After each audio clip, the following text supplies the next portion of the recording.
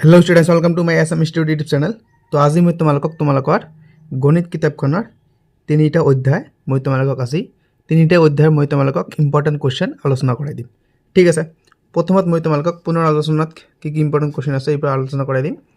তাৰ পিছত তোমালোকৰ প্ৰথম অধ্যায় দিয়া আছে বাস্তৱ সংখ্যা, তাৰ পিছত তোমালোকৰ বহুপদ।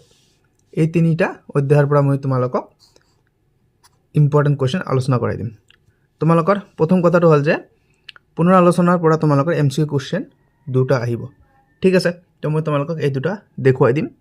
ঠিক আছে, তো তোমালোকে যদি মোৰ চেনেলটোত প্ৰথমবাৰলৈ হোৱা তোমালোকে চেনেলটো সাবস্ক্ৰাইব কৰিব আৰু তোমালোকে কমেন্ট কৰিবলৈ জনাব তোমালোকক কেনেকুৱা ধৰণৰ ইম্পৰ্টেন্ট কোৱেশ্চন বা কোন সাবজেক্টৰ কোনটো চেপ্টাৰৰ পৰা ইম্পৰ্টেন্ট কোৱেশ্চন দিব লাগে। ঠিক আছে, তো আমি প্ৰথমে পুনৰ আলোচনাখন আলোচনা কৰিম।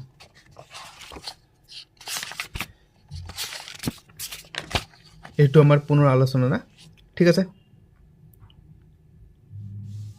তো ইয়াতে আমাৰ কি কি ইম্পৰ্টেন্ট কোৱেশ্চন হ'ব পাৰে মই তোমালোকক কৈ দিছো। তোমালোকে পেজ নম্বৰ 2 বাহিৰ কৰিবা। এইটো তোমালোকৰ পেজ নম্বৰ 2। ইয়াত তোমালোকৰ তলত এটা উদাহৰণ দি আছে এইটো যে 5 জন মানুহে এটা কাম 20 দিনত কৰিব পাৰে, কিমানজন মানুহে সেই কামটো এদিনত কৰিব পাৰিব। এই কোৱেশ্চনটো তোমালোকে পঢ়িবা। ইয়াৰ উত্তৰ তোমালোকৰ কিতাপতে দি আছে, তোমালোকে এইটো পঢ়িবা। পেজ নম্বৰ তোমালোকৰ এইটো 2। ইয়াৰ পিছত তোমালোকে R1ত আহিবা। R1ত তোমালোকৰ কেইটামান ইম্পৰ্টেন্ট কোৱেশ্চন আছে। সকলোখিনি পঢ়িব নালাগে, এনে অযথা টাইম নষ্ট কৰিব নালাগে। তোমালোকক বহুত ইউটিউবৰ বা টিচাৰে এনে বহুত ইম্পৰ্টেন্ট কোৱেশ্চন দিয়ে, এইবোৰ পঢ়িব নালাগে। তোমালোকে ইয়াৰ পৰা 2 নম্বৰ কোৱেশ্চনটো পঢ়িবা। তাৰ পিছত তোমালোকে একেবাৰে 4 নম্বৰ কোৱেশ্চনটো পঢ়িবা। এইটো 4 নম্বৰ আৰু 5 নম্বৰটো। ঠিক আছে, আৰু বাকিবোৰ পঢ়িব নালাগে। মই কৈ দিছো, গ্যাৰান্টি দি দিছো, তোমালোকৰ ইয়াৰ পৰাই কমন কোৱেশ্চন পাই যাবা। তাৰ পিছত তোমালোকে R2ত আহিব। পেজ নম্বৰ তোমালোকৰ 5, R2 পেজ নম্বৰ 5। ইয়াৰ পৰা তোমালোকে কোৱেশ্চন নম্বৰ 4 যেটো দিছে মৌলিক উৎপাদক বিশ্লেষণ পদ্ধতিৰ বৰ্গমূল নিৰ্ণয় কৰা। এই কেইটা পঢ়িবা তোমালোকে, এই চাৰিটা পঢ়িবা। তাৰ পিছত তোমালোকে কোৱেশ্চন নম্বৰ 7 দিছে, এইটো পঢ়িবা। ঠিক আছে, তাৰ পিছত তোমালোকে 10 নম্বৰ কোৱেশ্চনটো পঢ়িবা। তলৰ দশমিক সংখ্যাপটাৰ বৰ্গমূল নিৰ্ণয় কৰা, এইটো পঢ়িবা। ঠিক আছে, R2ৰ পৰা ইফালে তোমালোকৰ এই তিনিটা পঢ়িবা আৰু বাকিবোৰ পঢ়িব নালাগে। আৰু ইফালে এটা পঢ়িবা, এইটো হয়তো তোমালোকৰ এমসিকিউ কোৱেশ্চন হিচাপে আহিব পাৰে। এইটো ই নম্বৰ কোৱেশ্চনটো √20 25 = 45 হলে √20.25 কিমান হ'ব। ঠিক আছে, তোমালোকে এই কোৱেশ্চনটো পঢ়িবা। মোস্ট ইম্পৰ্টেন্ট কোৱেশ্চন তোমালোকৰ এইটো এমসিকিউ হিচাপে আহিব পাৰে। ইয়াৰ পিছত তোমালোকে R3টো বাহিৰ কৰিবা। R3 তোমালোকৰ 2 নম্বৰ কোৱেশ্চনত দিছে তলৰ সংখ্যাকেইটাৰ ঘনফল নিৰ্ণয় কৰা। তোমালোকে এই কেইটা পঢ়িবা। ইমান ইম্পৰ্টেন্ট নহয়, তথাপিও তোমালোকৰ আহিব পাৰে। তাৰ পিছত তোমালোকক কোৱেশ্চন নম্বৰ 6 দিছে, এইটো নিম্নলিখিত সংখ্যাকেইটাৰ ঘনমূল উলিওৱা। এই কোৱেশ্চনটো তোমালোকে পঢ়িবা আৰু বাকি এইবোৰ নালাগে। আমাক কোৱেশ্চন নম্বৰ 9 আৰু 10 টো দিছে মোস্ট ইম্পৰ্টেন্ট কোৱেশ্চন। ঠিক আছে, এই দুটা ভেৰি ইম্পৰ্টেন্ট কোৱেশ্চন। এই দুটা তোমালোকে পঢ়িবা 9 আৰু 10। আৰু তোমালোকৰ তলত দুটা দি আছে 11b তলৰ কোনটো পূৰ্ণ ঘন, এইটো পঢ়িবা মোস্ট ইম্পৰ্টেন্ট কোৱেশ্চন। আৰু 11d যদি m n ৰ ঘনমূল হয় তেন্তে n ৰ মান হ'ব। তোমালোকে ইয়াৰ পৰা বাহিৰ কৰি ল'বা। এইটো তোমালোকৰ মোস্ট ইম্পৰ্টেন্ট কোৱেশ্চন। ঠিক আছে, তাৰ পিছত আমাৰ R4ত আমি আহিলো। মান নিৰ্ণয় কৰাৰ পৰা তোমালোকে পঢ়িবা। মান নিৰ্ণয় কৰাৰ ভিতৰত তোমালোকে 3 নম্বৰটো আৰু 2 নম্বৰটো পঢ়িবা। তাৰ পিছত তোমালোকক 3 নম্বৰ দিছে, 2 নম্বৰখিনি আমাক পঢ়িব নালাগে, এইবোৰ আমাক পঢ়িব নালাগে। 2 নম্বৰ যেটো কোৱেশ্চন দিছে এইবোৰ পঢ়িব নালাগে। 3 নম্বৰ দিছে আমাক সৰল কৰা। তোমালোকে 3 ৰ ভিতৰত তোমালোকে এই 3টো পঢ়িবা আৰু 4টো পঢ়িবা। ঠিক আছে, তাৰ পিছত আমাক 4 নম্বৰ দিছে তলৰ সংখ্যাবোৰ তুলনা কৰা। এইটো পঢ়িব নালাগে, আমাক ডাইৰেক্ট কোৱেশ্চন 6 পঢ়িলে হৈ গ'ল। আমাৰ ডাইৰেক্ট তলৰ সংখ্যাবোৰ পাৰমাণিক ৰূপত প্ৰকাশ কৰা। এই কোৱেশ্চনটো ইম্পৰ্টেন্ট কোৱেশ্চন তোমালোকৰ আহিব পাৰে। ঠিক আছে, তোমালোকে কোৱেশ্চন নম্বৰ 6 টো পঢ়িবা। কোৱেশ্চন নম্বৰ 8 টো পঢ়িবা। m নিৰ্ণয় কৰা যাতে -3 to the power m plus 1 into -2 to the power 5 is equal to -7 to the power 7 হয়। ঠিক আছে, তোমালোকে কোৱেশ্চন নম্বৰ 8 টো পঢ়িবা। আৰু তলত আমাৰ ইম্পৰ্টেন্ট কোৱেশ্চন দিছে 11c -2/3 to the power 4 ৰ মান হ'ব। এমসিকিউ কোৱেশ্চন তোমালোকৰ আহিব পাৰে। ইয়াতে 3 নম্বৰ কোৱেশ্চন দিছে যে -2/3 to the power 4 ৰ মান হ'ব। তোমালোকক এইটো এমসিকিউ কোৱেশ্চন দিব পাৰে। ঠিক আছে, তোমালোকে এইটো পঢ়িবা। কুৱেশ্যন নম্বৰ ইয়াৰ পিছত আমাক D2 দিছে, এইটো আমাৰ ইম্পৰ্টেণ্ট কুৱেশ্যন, এইটো MCQ কুৱেশ্যন হিচাপে আহিব পাৰে। ইয়াতে দিছে তোমালোকক যে 0.0006 পাৰমাণৱিক ৰূপটো হ'ল, এইটো তোমালোকৰ MCQ কুৱেশ্যন হিচাপে আহিব, মোষ্ট ইম্পৰ্টেণ্ট কুৱেশ্যন মই কৈ দিছোঁ। ঠিক আছে, এইটো MCQ কুৱেশ্যন আহিব। তাৰপিছত তোমালোকক R5 দিছে, R5ত তোমালোকে অকল এটা পঢ়িব আৰু বাকী পঢ়িব নালাগে। পেজ নম্বৰ 12ৰ তোমালোকে 2 মাৰ্কছৰ যি চাৰিটা আছে এই চাৰিটা পঢ়িলে হৈ গ'ল আৰু বাকী তোমালোকে নালাগে।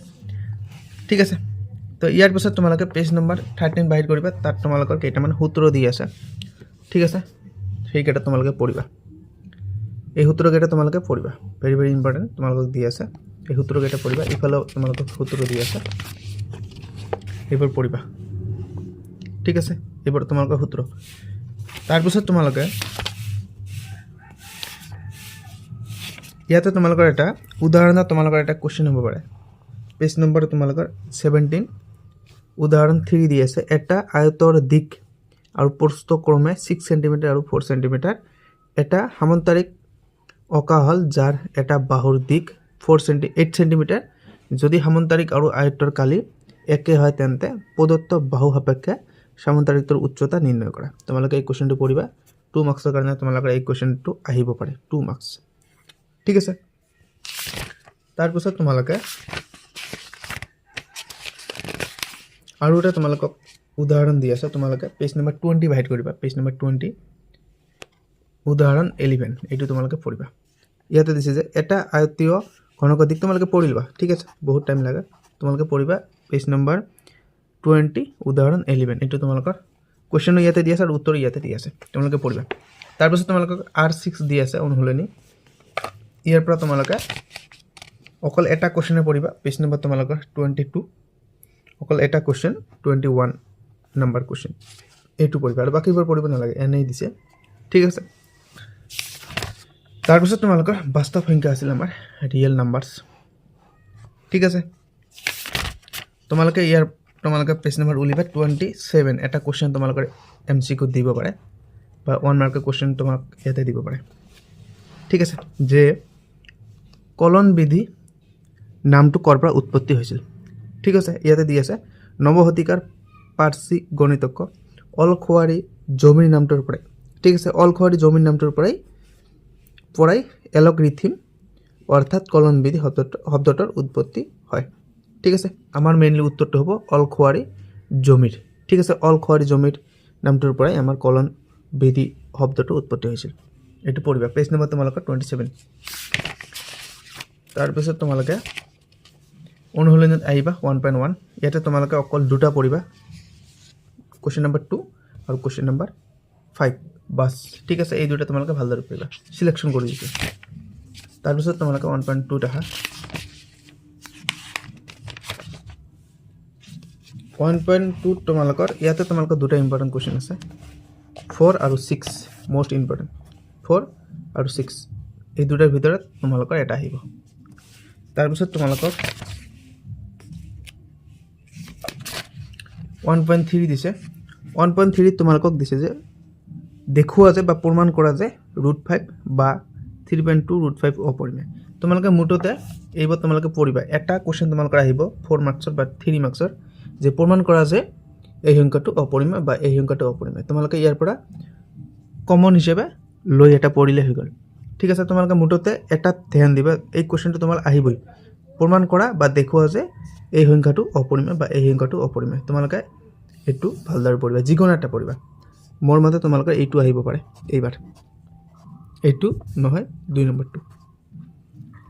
তাৰপিছত তোমালোকক পেজ নম্বৰ 43 দি আছে, আমাৰ ইয়াতে অনুশীলনী দি আছে 1.4, 1.4ৰ পৰা তোমালোকৰ এটা কুৱেশ্যনো নাহে, এটা নপঢ়িবা, এটাও নালাগে আমাক, এনেই কুৱেশ্যন দিছে এইবাৰ, এটাও নালাগে 1.4। তাৰপিছত আমাৰ চেপ্টাৰ নম্বৰ 2 আহিল আমাৰ বহুপদ। ঠিক আছে, ইয়াতে তোমালোকৰ কেইটামান কুৱেশ্যন হ'ব পাৰে। তোমালোকে 2.1ত এটা কুৱেশ্যন নহয়, 2.1 এটা কুৱেশ্যন নহয়, ইয়াৰ পৰা তোমালোকক পঢ়িব নালাগে। তাৰপিছত তোমালোকক 2.2 দিছে, 2.2ৰ পৰা তোমালোকে 2 নম্বৰ আৰু 3 নম্বৰৰ পৰা পঢ়িবা, 2 নম্বৰ আৰু 3 নম্বৰ, নাম্বাৰৰ যিবোৰ আছে এইবোৰ পঢ়িব নালাগে 2 আৰু 3 তাৰপিছত আমাৰ 2.3 দি আছে 2.3 এইটো আমাৰ 2.3 ইয়াৰ পৰা তোমালোকে 3 নম্বৰটো পঢ়িবা 3 নম্বৰ 4 নম্বৰ 3 4 আৰু 7 নম্বৰ দুটাই পঢ়িবা 1 আৰু 2 ঠিক আছে আৰু ইফালে শেষ আমাৰ চেপ্টাৰ শেষ তো ভিডিও আমাৰ আজিৰ ভিডিও এইখিনিয়ে আৰু মই নেক্সটত তোমালোকৰ চেপ্টাৰ 3 ৰ পৰা চেপ্টাৰ 5 লৈ আলোচনা কৰাই দিম ঠিক আছে বাই বাই টেক কেয়াৰ